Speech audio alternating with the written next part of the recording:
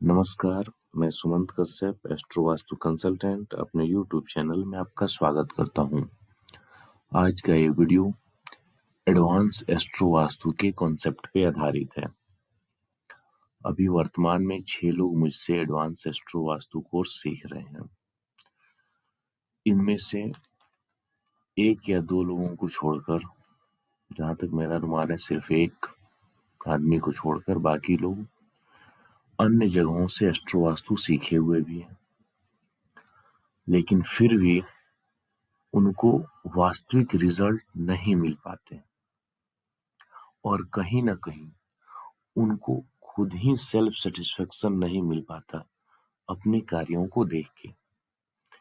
और बहुत से ऐसे लोगों को भी फोन आते हैं कि हमने एस्ट्रो वास्तु सीखा हुआ है, हम रेमेडी करते हैं तो रिजल्ट नहीं मिलता, या विभिन्न प्रकार के एस्ट्रो वास्तु सर्विस लिए हुए क्लाइंट्स का भी कॉल आता है, मैसेज आता है।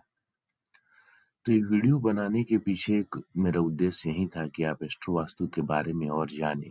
साथ ही साथ सिंपली एस्ट्रो वास्तु को लोगों ने सिर्फ हीट तक ही केंद्रित कर रखा है कि 90 का एस्पेक्ट, 180 का एस्पेक्ट, जबकि ऐसा नहीं है। एस्ट्रोलॉजी का पूरी तरह से वास्तु के साथ लिंक ही एस्ट्रो वास्तु है और इस कॉन्सेप्ट पे काम करने के लिए काफी मेहनत करने की आवश्यकता है और आप इसे चलते फिरते शॉर्टकट नहीं कर सकते। क्लाइंट को समझना, उसके नेचर को समझना, उसके वर्क के नेचर को समझना, राशियों को समझना एक बहुत ही गूढ़ कॉन्सेप्ट है। आप जब क्लाइंट से पैसे लेते हो तो इस स्थिति में आपको भी मेहनत करना पड़ेगा as an astro vastu consultant. मैंने अपना अनुभव देखा है, लोग पैसे खर्च करने को तैयार हैं बशर्ते कि उन्हें रिजल्ट मिले। आइए एक राशियों पर ही, ये आपके सामने जो एक डिटेल्स है, बहुत ही आसान शब्दों में मैं क्लियर करने की कोशिश करूंगा। सिर्फ 2 पॉइंट पे समझने की कोशिश कीजिएगा। ये सिंह लग्न की कुंडली है, जहां अभी माउस का पॉइंटर है। ये 5 नंबर राशि है। सिंह राशि अग्नि तत्व की राशि है और इसकी प्रकृति रजस की है। रजस, सतव और तमस, ये 3 प्रकृति का नाम आपने सुना होगा। बाद में एक वीडियो में इन तीनों पे भी बना दूंगा, लेकिन अभी प्रेजेंट में समझिए, ये रजस यानी एक्टिंग का जो पावर है, एक्ट करने का, कार्य करने का, कार्रवाई करने का, ये रजस में है। इसका स्वामी सूर्य चला गया है 4 नंबर राशि में। 4 नंबर राशि जल तत्व की राशि है और इसकी प्रकृति यानी कर्क राशि का सतव का है। सात्विकता समझिए, एक तरह से इसको मेडिटेशन और ध्यान से भी कनेक्ट कीजिए। सूर्य की अपनी प्रकृति फायर की है, यानी फायर एलिमेंट है, और वृहत पराशर होरा शास्त्र के अनुसार यह वात, पित्त और कफ में पित्त प्रकृति का है, पित्त का है। और ये जो चूंकि चंद्र की राशि है, तो चंद्र की राशि वात और कफ दोनों को बताती है, वात एंड कफ बोथ। अभी हम वात, पित्त, कफ को यहाँ कनेक्ट नहीं करेंगे, इसे हम छोड़ देते हैं। यहाँ सिंपली राशियों का नेचर और रजस, सतव और तमस यही हम बताएंगे। और इसका यूज क्या है हाउस डिजाइनिंग में। सपोज कीजिए आप एक क्लाइंट हैं, आपने घर लिया, बनवाया, जो भी है, और वास्तु के अकॉर्डिंग, अल्टीमेटली एस्ट्रो वास्तु के अकॉर्डिंग आप हाउस डिजाइनिंग चाहते हैं, उसका इंटीरियर चाहते हैं, अपना बेडरूम से लेके सब कुछ। तो यहाँ ये आपका नेचर और राशियों का नेचर मुझे हेल्प करेगा आपके एस्ट्रो वास्तु में। अब मैं कैसे इसका बेनिफिट लूंगा वही मैं यहाँ आपको बता रहा हूँ। इस लग्न का स्वामी यानी ये अग्नि तत्व, इसका स्वामी सूर्य भी अग्नि तत्व, और ये चला गया जल तत्व में। तो हमें ये पहला ध्यान रखना है कि आपके घर में अग्नि और जल एक साथ कहीं भी नहीं आए, नहीं तो ये डिस्ट्रक्टिव हो जाएंगे। First point. दूसरा, सूर्य और बुध जब भी यहाँ एक जगह आते हैं तो ये क्लाइंट से एक मिस्टेक कराते हैं, ब्लंडर कराते हैं, जिसका उसे हमेशा अफसोस होता है।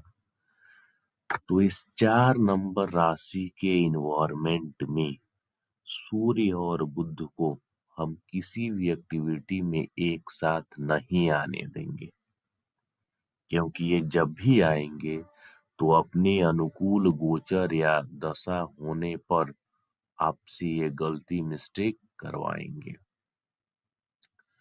दूसरी स्थिति में जब हम चलेंगे तो ये राशि यानी 5 नंबर जो राशि है सिंह, ये रजस की है। साथ ही साथ बुध की राशि मिथुन, सतव और कन्या, ये भी सतव की होती है। शुक्र की राशि की हम बात करें तो शुक्र की वृष और तुला दोनों ही रजस की होती है। यानी यहाँ फर्स्ट भाव में रजस, ये ग्रह ये भी रजस, सूर्य ये भी रजस, और यहाँ मर्क्यूरी ये सतव, और 4 नंबर ये भी सतव।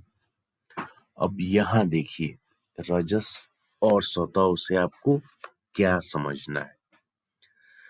ये कुंडली पूरा जब आप इसका परीक्षण करेंगे तो आपको पता चलेगा रजस प्रधान है, यानी एक्टिविटी प्रधान है। इनको एक्टिविटी करनी होगी, इनको एक्शन करना होगा।